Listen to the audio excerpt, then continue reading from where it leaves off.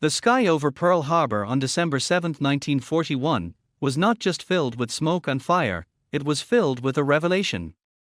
The sleek, green aircraft diving with unerring precision were unlike anything the American pilots had ever seen. They moved with a terrifying, almost supernatural agility, turning inside their opponents with ease, their cannons ripping apart the few American planes that managed to get airborne. This was the Mitsubishi A6M0, and its debut was a declaration of total aerial supremacy. In the months that followed, from the Philippines to the Java Sea, this declaration became a grim reality, forging a myth of invincibility that would haunt the Allied war effort for the first, darkest year of the Pacific War. The Zero's dominance was rooted in a radical and, for its time, brilliant design philosophy. While American and European engineers were building heavier, armored fighters with self-sealing fuel tanks, the Japanese team, led by Jiro Horikoshi, pursued one goal above all others: lightness. Every component was pared down to its absolute minimum. The airframe was stripped of every non-essential ounce. It carried no armor plating to protect the pilot. Its fuel tanks were not self-sealing, a deliberate gamble to save weight. The result was a fighter with an almost unbelievable power-to-weight ratio. It could climb at a rate that left its opponents wallowing helplessly below. Its turn radius was so tight it could seemingly pivot on a wingtip. It possessed an immense range, allowing it to strike far beyond where its enemies believed it could operate, appearing as if from nowhere to shatter fleets and bomb airfields. This technical superiority was wielded by a cadre of pilots who were, in 1941 and early 1942, the best in the world. They were not just trained, they were honed. Many were veterans of the war in China, with hundreds, sometimes thousands, of hours of combat experience. They practiced a doctrine of disciplined, slashing attacks, leveraging the Zero's agility to force enemy pilots into turning fights, a contest the Zero could not lose. Names like Hideyoshi Nishizawa, Saburo Sakai, and Tetsuzo Iwamoto became legendary, their personal kill counts soaring into the dozens. They viewed their American and Allied counterparts with a condescending, almost pitying disdain. To them, the stubby, rugged American Wildcats and the clumsy, outdated Brewster Buffaloes were flying coffins, piloted by amateurs who had no conception of true aerial combat. The psychological impact of this combination, a superior machine and a superior pilot, was devastating. American pilots quickly learned a set of desperate, survivalist rules. Never dogfight a Zero. Never try to outclimb a Zero. Make a single pass, and run. Their tactics were born of weakness. The Grumman F6F Wildcat, the best American carrier fighter available, was outclassed in almost every performance metric except for one: it could absorb a staggering amount of damage and still bring its pilot home. American pilots developed their thatch weave, a complex scissoring maneuver that required two Wildcats to work in concert for a chance to get a shot on a single Zero. It was a brilliant tactical innovation, but it was a defensive one, a testament to the Zero's overwhelming offensive prowess. This period of Japanese dominance was more than just a string of victories, it was the creation of a powerful and dangerous myth. To the Japanese naval aviators, the Zero became a symbol of their own spiritual and martial superiority. They believed their skill and the purity of their machine were invincible. This confidence, however, began to curdle into arrogance. They mocked the rugged, seemingly sluggish American aircraft, viewing them as products of a soft, industrial, and unrefined culture. They believed that no amount of American production could overcome the qualitative edge of the Zero and the elite warrior who flew it. For the United States, this was a time of painful, bloody education. Every engagement was a lesson paid for in blood and lost aircraft. But within these defeats lay the seeds of the Zero's eventual downfall. American intelligence analysts pored over after-action reports. Pilots who had survived encounters provided crucial details about the Zero's performance envelope, where it was strong, and more importantly, where it was weak. The myth of the Zero's invincibility was carefully, systematically deconstructed. The Allies knew they could not beat the Zero by copying it, they had to build a fighter designed from the ground up to destroy it. They needed a machine that could neutralize the Zero's advantages and exploit its fatal, weight-saving vulnerabilities. The reign of the Zero had established the problem in the most brutal terms possible. Now, in the drawing rooms and factories of America, the solution was taking shape. The era of the Hellcat was dawning. The opening months of the Pacific War were not merely a period of defeat, they were a systematic and humiliating deconstruction of American aerial doctrine. The United States entered the conflict confident in its technology and the mettle of its pilots, only to be handed a series of shocking, brutal lessons that revealed a terrifying gap in capability and concept. The myth of the Zero was forged not in Japanese propaganda, but in the burning wreckage of American aircraft that littered the jungles, airfields, and seas from Wake Island to the Coral Sea. This was the rude awakening, a painful, costly education that forced a complete rethinking of how to fight a war in the air. The primary American carrier fighter at the war's outset was the Grumman F4F Wildcat. It was, by American standards, a robust and dependable machine. It was built like a proverbial brick, with a sturdy airframe, armor plate behind the pilot, and self-sealing fuel tanks. Its pilots had faith in its ability to take a punch and bring them home. But in the face of the Mitsubishi Zero, these virtues felt like consolations for the terminally ill. The Wildcat was outclassed in almost every performance category that defined a dogfight. It was slower in a climb, significantly less maneuverable, and had a slower rate of roll. A Zero pilot could seemingly dance around a Wildcat, dictating the terms of the engagement with impunity. The Battle of the Coral Sea in May 1942 provided a stark tableau of this disparity. While ultimately a strategic check for the Japanese, the aerial engagements were a bloodbath for American squadrons. Wildcat pilots, trained in traditional dogfighting tactics, found themselves utterly outmatched. Attempting to turn with a Zero was a death sentence. The Japanese pilots, with their superior machines and vast experience, sliced through American formations with chilling efficiency. The American pilots' courage was undeniable, but courage was not enough to bridge the chasm of performance. They were like heavily armored knights trying to fight a duel with a swift, unencumbered fencer. This pattern repeated itself with grim consistency. In the defense of the Philippines and the Dutch East Indies, the situation was even worse. Here, the primary American Army Air Corps fighter was the P-40 Warhawk, and the Allies also deployed the utterly outclassed Brewster F-2A Buffalo. The Buffalo, in particular, earned a devastating reputation as a flying coffin or death trap in the hands of outnumbered and outtrained Allied pilots. The Zero's combination of range and agility allowed it to sweep the skies clear of opposition, providing uncontested air cover for Japanese amphibious landings and dooming the Allied defensive efforts from the start. The psychological toll on American pilots was immense. They were flying aircraft that were demonstrably inferior, against pilots who were often more experienced. The feeling of technological and tactical inferiority bred a sense of fatalism. They developed a survivalist mindset, a lexicon of hard-learned rules that were passed from veteran to rookie with the gravity of a last will and testament. Never try to turn with a Zero. Use your dive speed to escape. Make a single, slashing attack and run. These were not the tactics of victors, they were the tactics of the besieged. The Thatch Weave, a brilliant defensive maneuver developed by Navy Lieutenant Commander Jimmy Thatch, was a testament to this desperation. It required two Wildcats to work in perfect, life-or-death harmony to create a fleeting firing opportunity against a single Zero. It was a tactic born of necessity, an admission that in a one-on-one fight, the Wildcat was prey. Beyond the performance gap, American pilots faced another cruel disadvantage: the quality and experience of their opposition. The Japanese pilot corps that opened the war was an elite force, its ranks filled with veterans of the Long War in China. These men had hundreds, in some cases over 1,000, hours of flight time and were masters of their aircraft. The average American pilot, by contrast, was a rookie, rushed through training to meet the emergency. This disparity in experience magnified the disparity in aircraft performance. A novice in a Wildcat stood almost no chance against an ace in a Zero.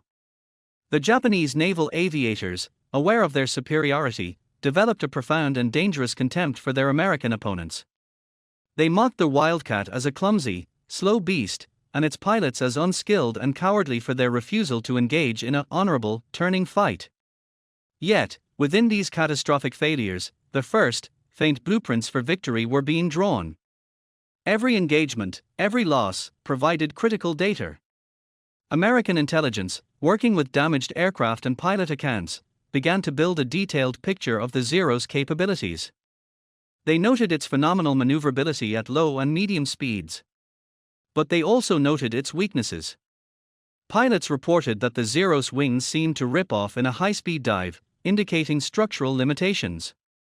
They noted that the lightly built aircraft, once hit, often disintegrated or burst into flames with terrifying ease.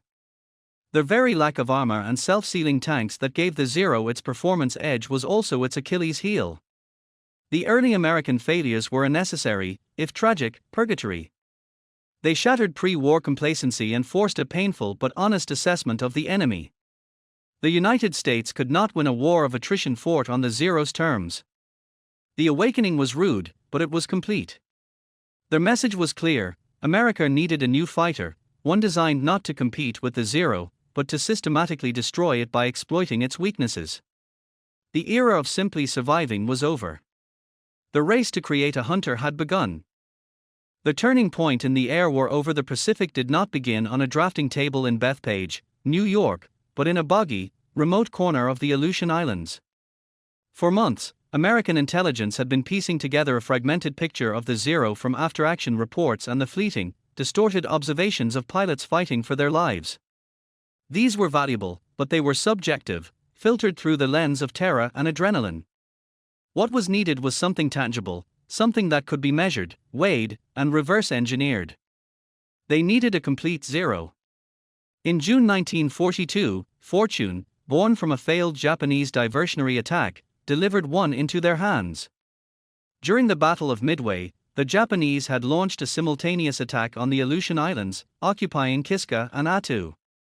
In the chaotic weather that characterized the region, a Japanese pilot, Flight Petty Officer Tadayoshi Koger, led a flight of 3 Zeros on a raid. His aircraft, an A6M2 Model 21, was hit by ground fire. Though the damage appeared minor, it severed his fuel line. Following protocol, Koger attempted to land his plane on what appeared to be a smooth, grassy field on Akutan Island. It was a trap. The field was a vast, waterlogged muskeg bog. The moment his wheels touched down, the Zero flipped violently, burying its nose in the soft earth and snapping the pilot's neck. Koger died instantly, but his aircraft, largely intact, sank into the muck, hidden from view. It would be over a month later, in July, that a U.S. Navy PBY Catalina patrol plane, searching for downed airmen, spotted the inverted wreck. The recovery mission that followed was an operation of immense significance. The Japanese aircraft was carefully excavated, its delicate frame crated up, and shipped under the tightest security to the North Island Naval Air Station in San Diego. For the American engineers at the Naval Intelligence Unit, it was like being handed the Rosetta Stone of Japanese aviation. They now had the key to deciphering the myth of the Zero. In a secure hangar in California, a team of top engineers and pilots, including men from Grumman, began the meticulous process of dissection. They took the Zero apart, bolt by bolt, wire by wire. What they discovered was a revelation that confirmed their suspicions and provided a wealth of new, critical data. The first shock was the Zero's breathtaking lightness. They weighed everything. The empty airframe, the wings, the landing gear. The numbers were staggering. The Zero was hundreds of pounds lighter than any comparable American fighter. This was achieved through radical methods. The skin of the aircraft was dangerously thin. The structure lacked the robust spars and longerons standard in U.S. designs. There was no armor plate behind the pilot's head. Most critically, there were no self-sealing fuel tanks. Instead, the Zero's tanks were simple, lightweight containers. A few rounds of incendiary ammunition striking the tank would turn the entire aircraft into a fireball. The team reassembled the aircraft and began a series of flight tests. The most famous test pilot on the project was Lieutenant Commander Eddie Sanders. His mission was to push the Akutan Zero to its limits and document its performance envelope with scientific precision. His findings were a blueprint for victory. He confirmed the Zero's phenomenal maneuverability at speeds below 200 knots. It could outturn anything in the American arsenal. However, he also discovered its fatal flaws. The aircraft's controls became heavy and unresponsive at high speeds. During a high-speed dive, the Zero exhibited a terrifying tendency to lock up, the ailerons becoming almost immovable. This validated pilot reports of Zeros breaking apart when pursued in a dive. Sanders discovered that while the Zero was a master of the horizontal dogfight, it was vulnerable in the vertical. Its lightweight construction and lack of a supercharger meant it lost performance rapidly at higher altitudes. Most importantly, its roll rate, the ability to quickly snap from one turn to another, was inferior to the Wildcats at speeds above 250 knots. This was the crucial intelligence. The Americans now knew they did not need to build a plane that could outturn the Zero. They needed to build a plane that could control the engagement. The new fighter, the F6F Hellcat already in development, could now be fine-tuned with this priceless empirical data. The design philosophy shifted decisively. The Hellcat would be heavier, much heavier. It would carry massive armor plate for the pilot, and its fuel tanks would be self-sealing. It would be powered by a monstrous, 2,000 horsepower Pratt & Whitney R2800 double Wasp engine, giving it a huge power advantage. Its wings would be designed for a faster roll rate at high speeds. The strategy was simple: use raw power and dive speed to engage and disengage at will. The Hellcat pilot would be trained to never, under any circumstances, get slow and try to turn with a Zero. Instead, he would use his superior power to climb above the enemy, then make high-speed slashing attacks, diving through the formation, firing, and using his speed to climb back to safety. The Zero, sluggish in a dive and at high speed, would be unable to follow. The Akatan Zero had given up all its secrets.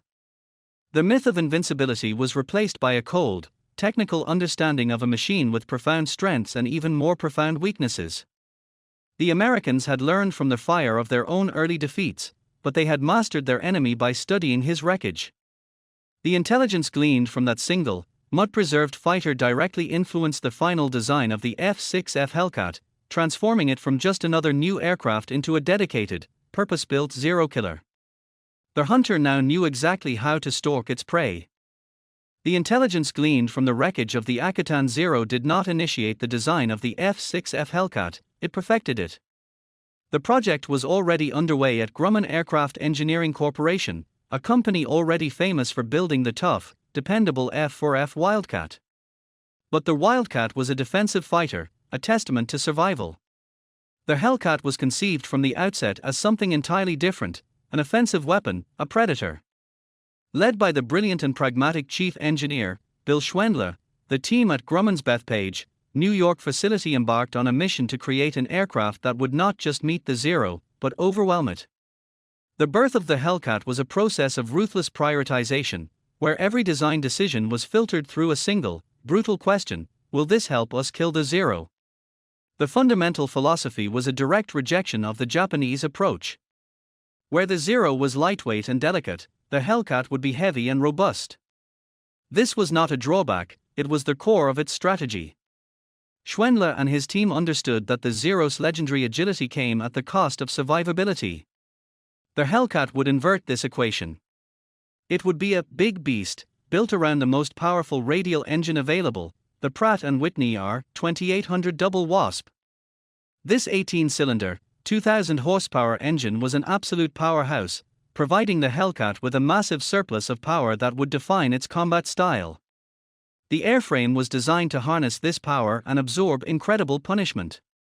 The cockpit was encased in armor plate, behind the pilot's head, around the seat, and with a thick bulletproof glass windscreen. The fuel tanks were self-sealing, a technology that added weight but turned potential fireballs into manageable leaks. The wing design was a masterstroke of practical engineering.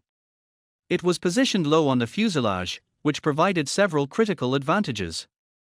It simplified the landing gear, making it shorter, stronger, and more reliable for violent carrier landings.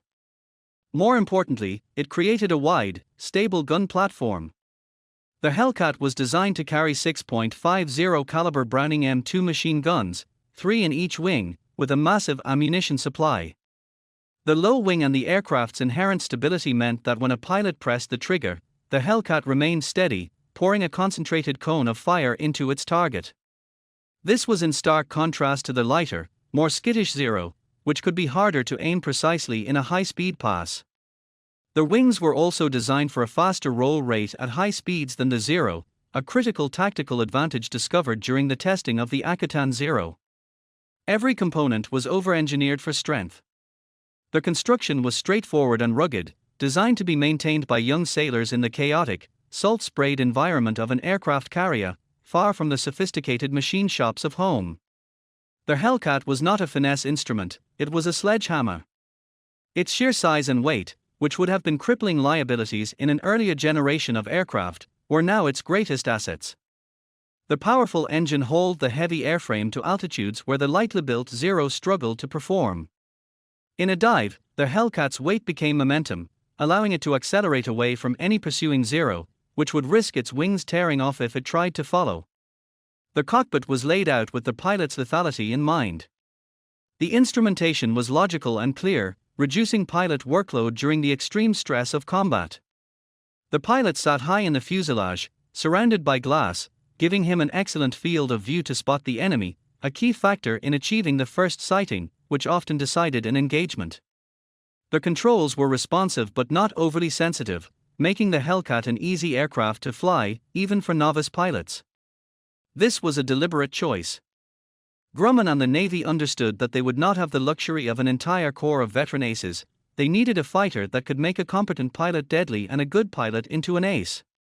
The Hellcat was designed to be an ace maker. The prototype F6F first flew in 1942. But the intelligence from the Akutan Zero caused a pivotal last-minute change. Grumman had initially planned to use the Wright R2600 engine. Upon learning the full performance envelope of the Zero, Schwendler made the bold decision to switch to the more powerful, larger, and heavier Pratt & Whitney R2800 even before the first flight. This delayed the program slightly but ensured the Hellcat would have the overwhelming power reserve it needed. The result was an aircraft that was not the most graceful or nimble on the drawing board, but one that was perfectly tailored for the brutal reality of Pacific combat. It was born not from a desire to create a beautiful flying machine, but from a cold, calculated determination to create the most efficient killing machine possible. The beast was born, and it was waiting for its moment to be unleashed.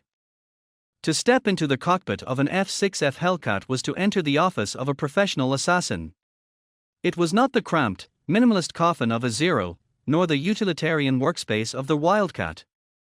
It was a roomy, purposeful, and powerfully confident environment, designed from the canopy down to empower its occupant with one singular goal: to find the enemy and destroy him with overwhelming force.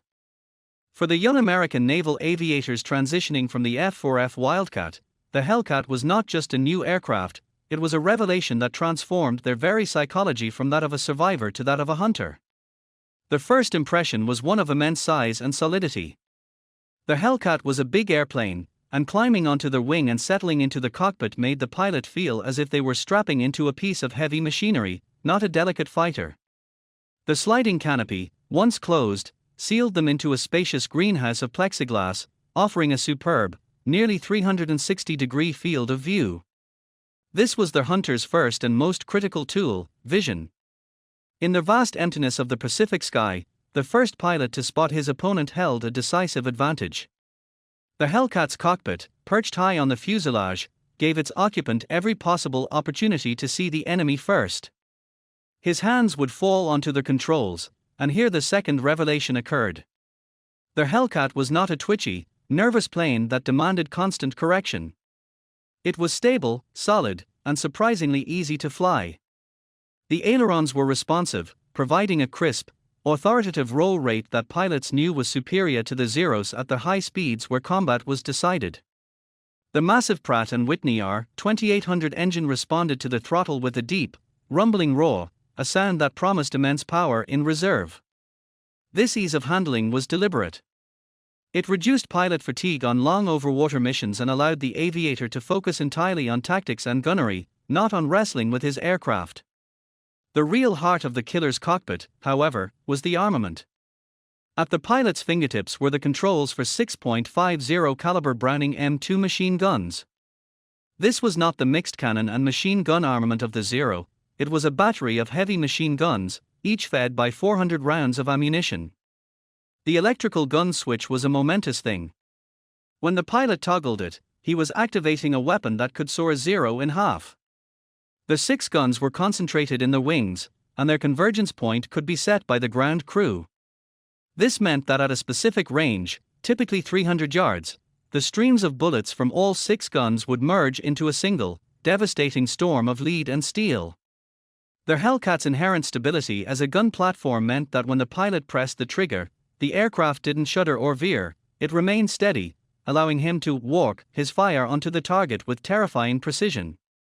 This combination of stability, firepower, and visibility created a new kind of combat confidence. The tactics drilled into these pilots were a direct reflection of their machine's capabilities. They were taught to forget everything they had learned about survival in the Wildcat. The new doctrine was aggressive and straightforward: use your power to gain altitude advantage. The Hellcat could outclimb the Zero, especially at combat altitudes. From this position of superiority, the pilot would then make high-speed, slashing diving attacks. He would pick his target, push the nose over, and dive, building up immense speed. He would open fire in a brief, controlled burst during the pass, then use his kinetic energy to climb back up to safety, away from the Zero's turning circle. The mantra was boom and zoom. It was an energy-based tactic that completely negated the Zero's advantage in turning combat. For a pilot who had known only the desperate, defensive fighting of 1942, the Hellcat felt like a liberation. No longer did he have to fear being caught in a turning dogfight he couldn't win. No longer did he have to watch his tracers spark harmlessly off a Zero's resilient skin. Now, he knew that a 2-second burst from his 6.50s was almost certainly a kill. He knew that if he was jumped, he could fire a burst and simply dive away, something no Zero could follow him in doing. He knew that if he took a hit, the armor at his back and the self-sealing tanks gave him a fighting chance to return to his carrier. This psychological shift was the Hellcat's most potent weapon. It turned anxious young men into confident killers. They stopped viewing the Zero as an invincible demon and started seeing it for what it was: a fragile, flammable, and highly vulnerable aircraft. The cockpit of the Hellcat was the place where this transformation occurred. It was an environment that communicated strength, protection, and lethal potential. When a Hellcat pilot closed his canopy and taxied for takeoff, he was no longer just defending his fleet, he was going hunting. The beast was not just the airplane, it was the state of mind it created in the man at the controls. The first encounters between the new F6F Hellcat and the veteran pilots of the Japanese Naval Air Arm were defined by a fatal case of mistaken identity. To the seasoned Japanese aces, scanning the skies from their nimble Zeros, the new American fighter appearing on the horizon in late 1943 looked, at a glance, like a slightly larger version of the F4F Wildcat they had been dominating for over a year. Its silhouette was similarly robust, its lines less graceful than their own aircraft. They saw what they expected to see: another slow, clumsy American Wildcat that would be easy prey for their superior skill and machinery. This initial misjudgment, this moment of arrogant dismissal, would be the last mistake many of them would ever make. The psychological conditioning of the Japanese pilot corps played a crucial role in this critical era. For nearly 2 years, their tactical doctrine had been built around the Zero's undisputed mastery of the turning dogfight. They had been taught, and their experience had confirmed, that any American pilot foolish enough to engage would be drawn into a horizontal turning contest, a battle of rate and radius that the Zero was genetically engineered to win. Their contempt for American pilots had become ingrained. They viewed them as tactically rigid, reliant on their aircraft's ruggedness rather than flying skill, and quick to disengage and run.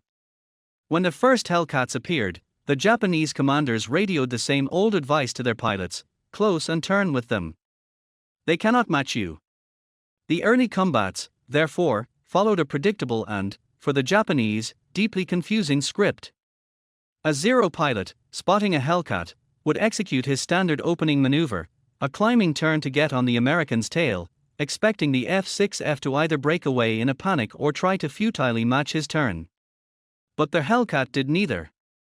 Instead of running, it would often begin to climb, matching or even exceeding the Zero's ascent, its powerful engine shrugging off the altitude gain. Puzzled, the Japanese pilot might push into a tighter turn, only to find the Hellcat had not followed him into the horizontal plane. Instead, it had converted its altitude back into speed, diving away with an astonishing burst of acceleration that the Zero could not hope to match. Then, the reversal would come. The Hellcat, having reset the engagement, would climb again, now holding the altitude advantage. From this perch, it would transform into a predator. It would tip over into a dive, not in retreat, but in a calculated, high-speed attack pass.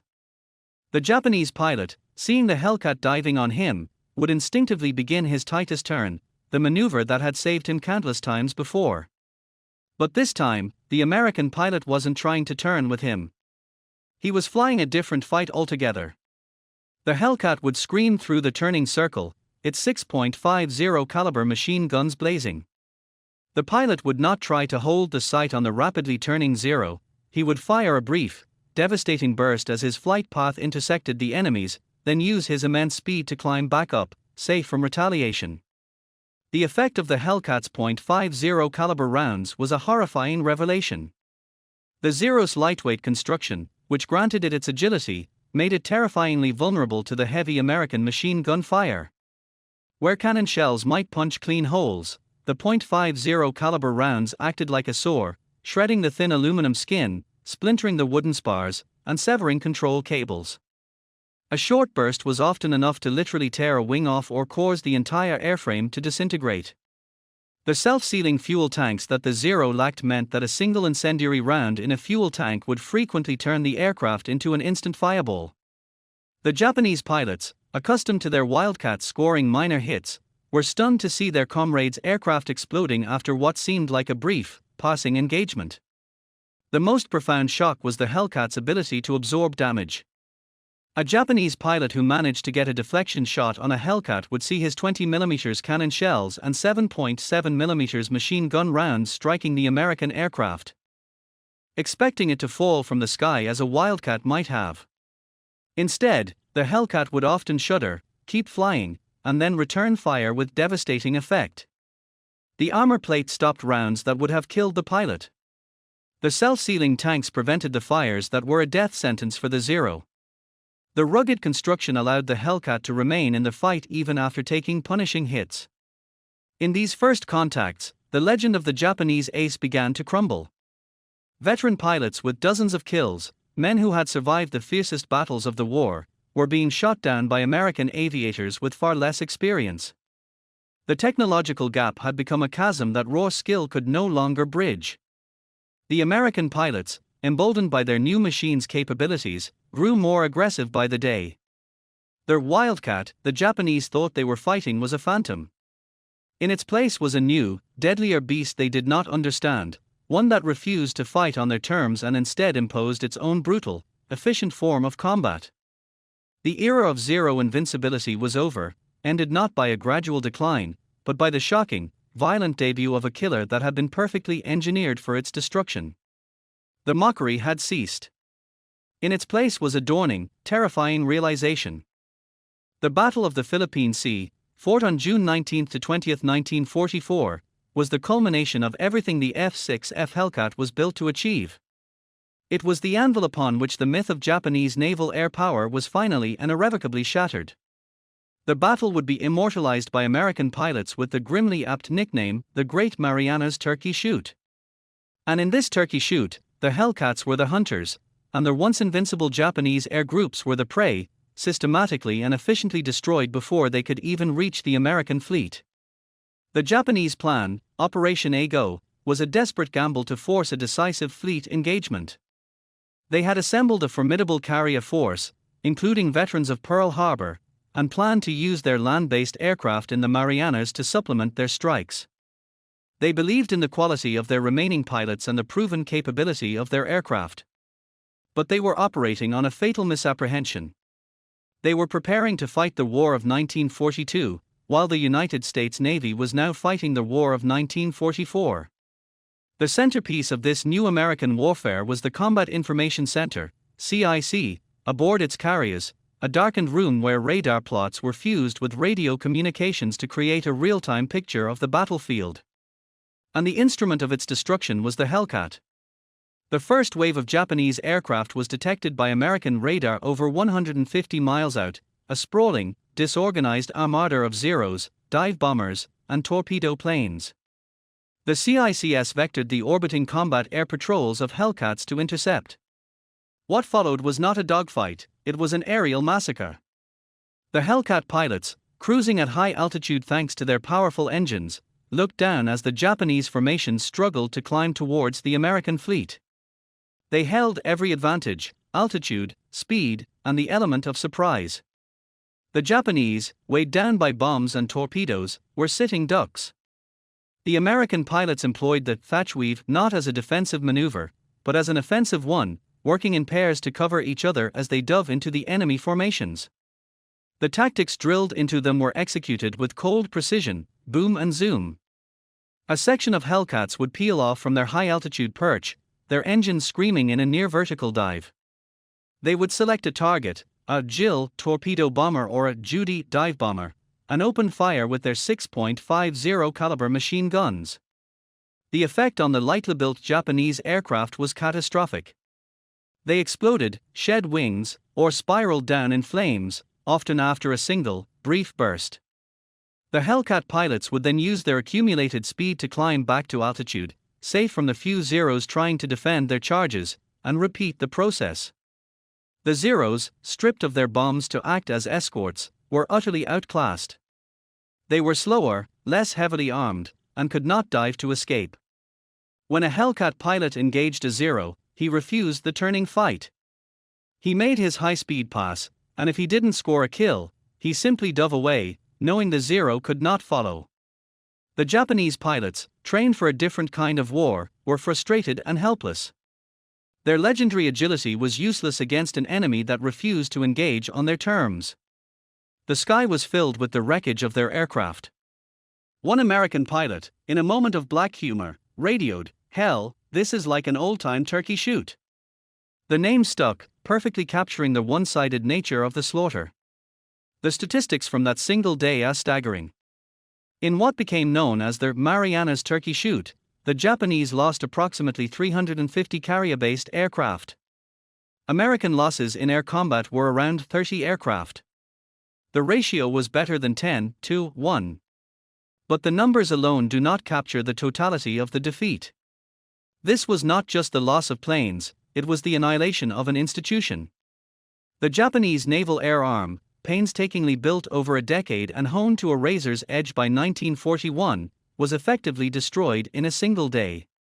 The experienced pilots, the men who could not be replaced, were gone, shot down into the vast ocean. The few who survived the Hellcat's onslaught and managed to reach the American fleet were met by a storm of anti-aircraft fire, now made even more lethal by the top-secret proximity fuse. The aftermath was a scene of utter demoralization for the Japanese. Aboard the American carriers, there was a sense of awe at the Hellcat's performance. Pilates returned from multiple sorties, their gun cameras showing clear, devastating kills. The F6F had not just won the battle, it had dominated the airspace so completely that the American fleet was never in serious danger. Their Turkey Shoot was the Hellcat's definitive debut on the world stage. It proved that the design philosophy born from the wreckage of the Akitan Zero was not just correct, but revolutionary. The era of the dogfighting ace was over, replaced by the era of the systems kill, a combination of superior technology, better training, and overwhelming tactical intelligence.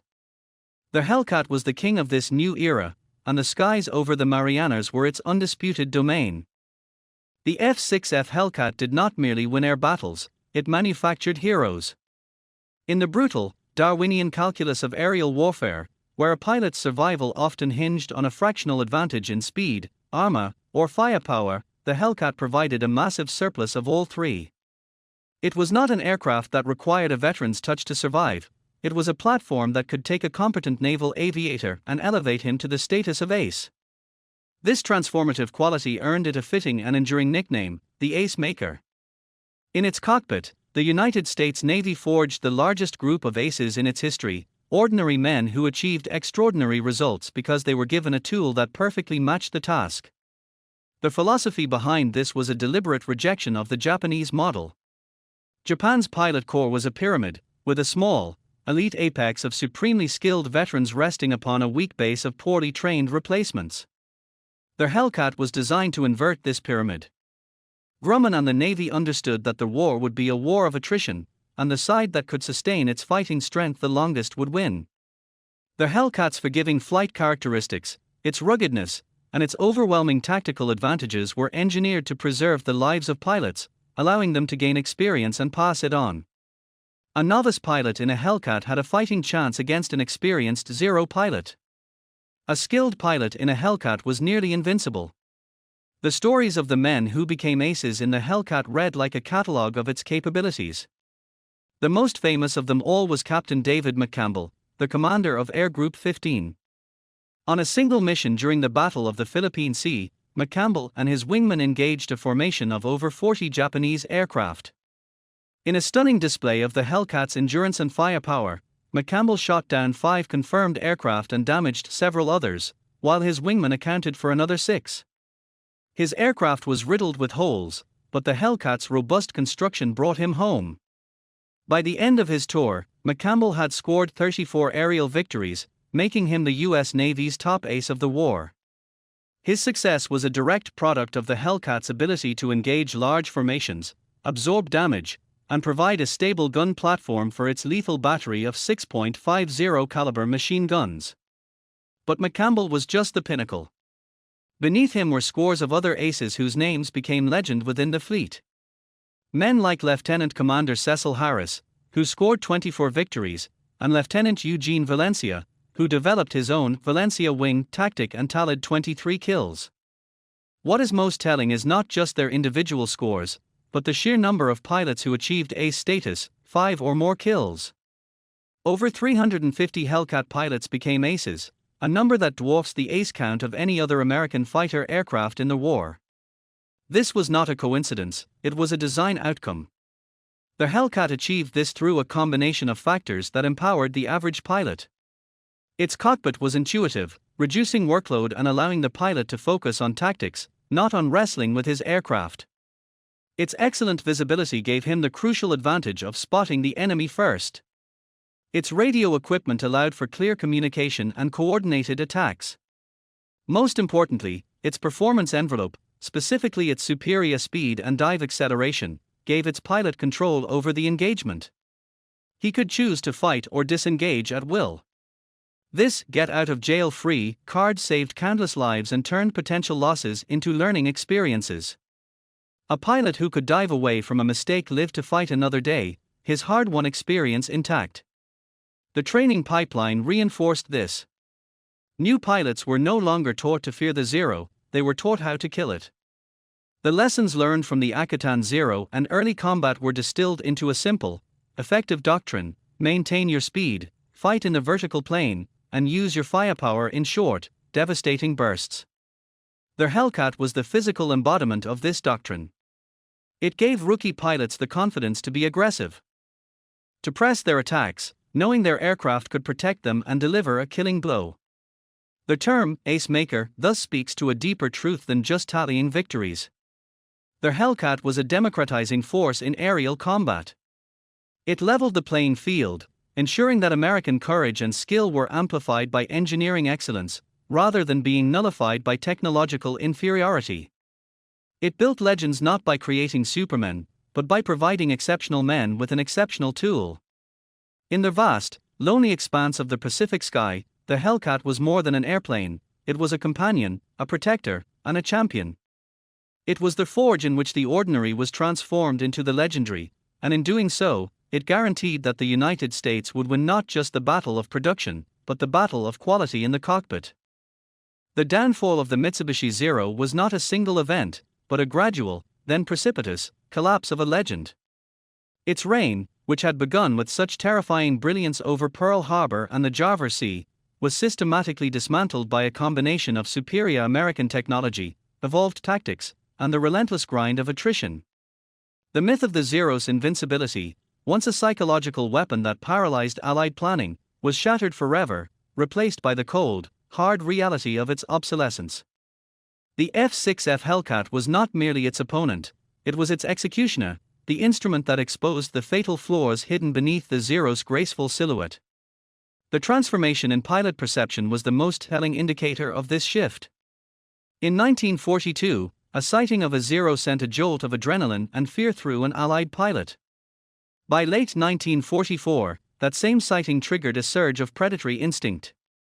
The once dreaded name, Zero, was replaced in American radio chatter with the contemptuous nickname, Zeke. This linguistic shift was profound.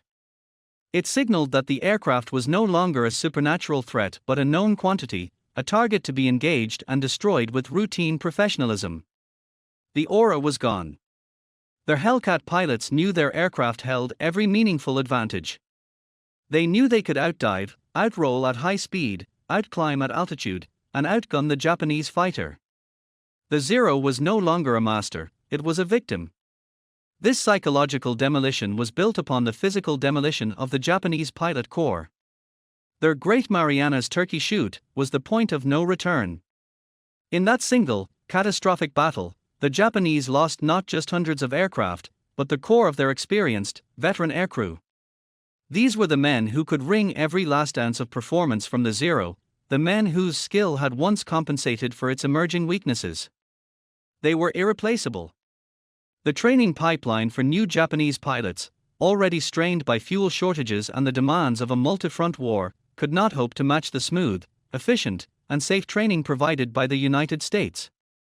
The rookies who now strapped themselves into the Zeros were brave but hopelessly outmatched.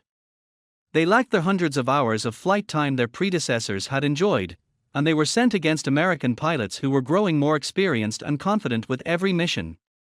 The tactical evolution forced upon the Japanese was a testament to the Hellcat's dominance. They were forced to abandon the very doctrines that had defined their early success. The classic dogfight, the turning jewel that was the Zero's raison d'etre, was now a suicide pact. American pilots simply refused to play that game. Japanese after-action reports and pilot accounts from this period are filled with frustration and despair. They speak of the Hellcat's baffling speed, its ability to disengage at will, and its terrifying durability. They were forced to develop new, desperate tactics. Some tried to use the Zero's light weight to outclimb the Hellcat at very low speeds, a risky maneuver that left them vulnerable. Others attempted hit-and-run attacks, but the Zero lacked the straight-line speed for this to be effective. They began to rely more on numerical superiority and sacrificial decoy tactics, but these were the strategies of the weak, not the strong. The technological stagnation of the Zero, compared to the rapid evolution of American aircraft, sealed its fate. While Grumman was refining the Hellcat and other manufacturers were pushing the boundaries with the F4U Corsair and the P-51 Mustang, the Zero saw only incremental improvements. Later models like the A6M5 were slightly faster and had some minor structural strengthening, but they were fundamentally the same aircraft that had gone to war in 1941. They still lacked armor and self-sealing tanks.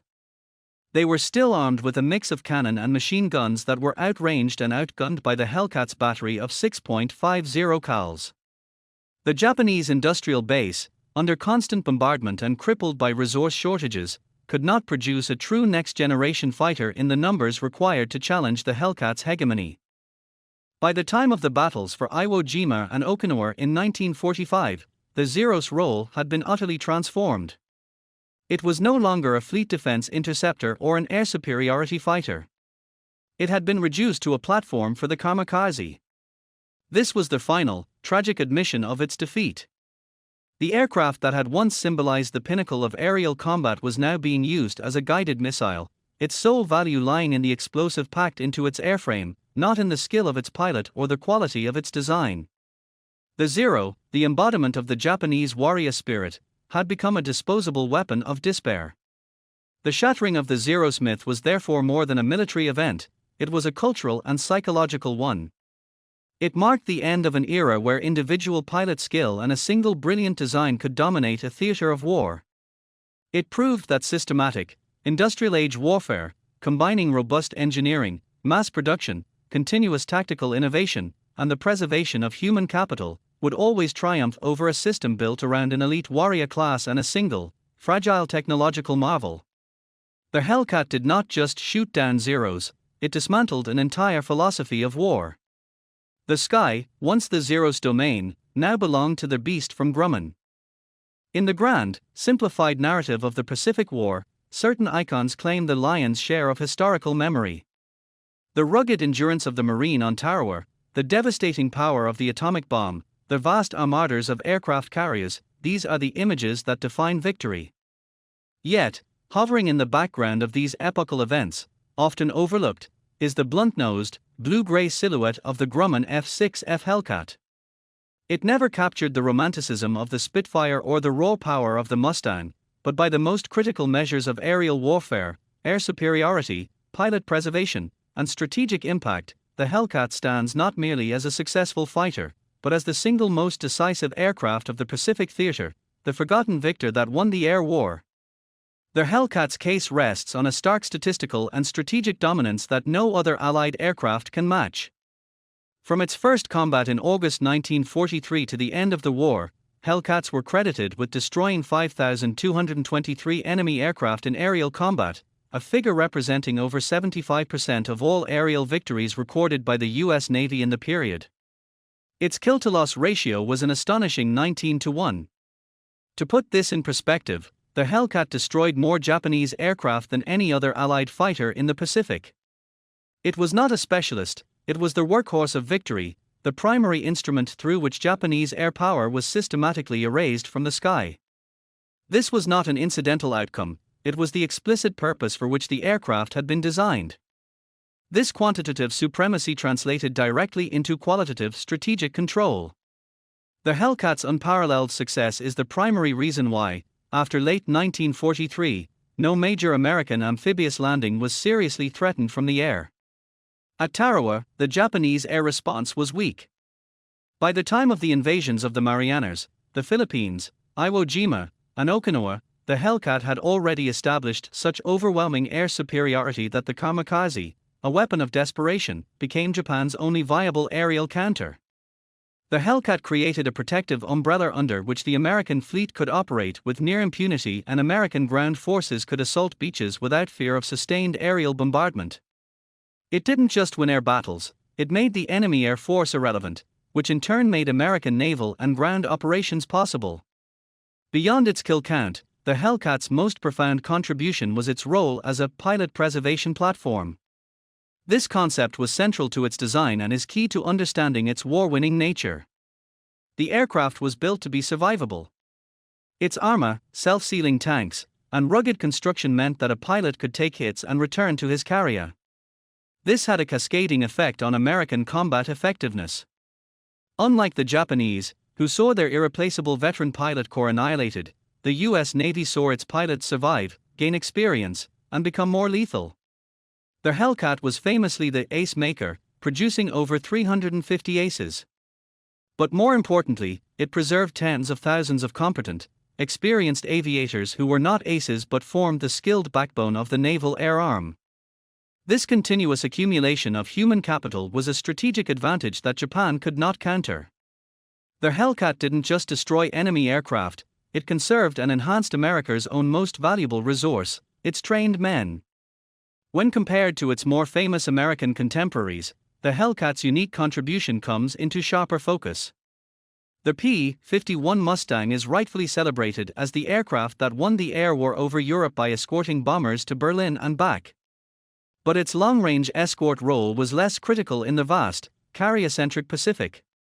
The F-4U Corsair was a brilliant fighter, perhaps even superior in pure performance to the Hellcat, but it had a troubled and delayed introduction to carrier service. The Hellcat was there when it mattered most, from the pivotal battles of 1943 through the end of the war, serving as the dependable, always ready backbone of the carrier fleet. It was the right plane, at the right time, in the right place. The Hellcat's legacy is one of quiet, overwhelming competence. It lacked the dramatic flaws and virtues that make for romantic legend. It was not a temperamental thoroughbred like the Corsair, it was a dependable draft horse. Its victory was not a dramatic, against-the-odds triumph, but a systematic, engineered certainty. It did not simply defeat the Zero, it made it obsolete, rendering an entire philosophy of aerial combat irrelevant. By establishing absolute air superiority, it became the enabler for every other element of the American war machine. The Marines who stormed the beaches, the battleships that provided shore bombardment, the bombers that pummeled Japanese strongholds, all operated under the security provided by the Hellcat. In the end, the F6F Hellcat was more than a weapon. It was a system of victory. It embodied the American way of war, pragmatic, industrial, and overwhelmingly effective. It took the painful lessons of 1942 and transformed them into an aircraft that guaranteed air supremacy. It is the forgotten victor not because its achievements were small, but because they were so total and complete that they became the unremarkable background condition for victory. The sky over the Pacific belonged to the Hellcat, and because it did, the victory below was never in doubt.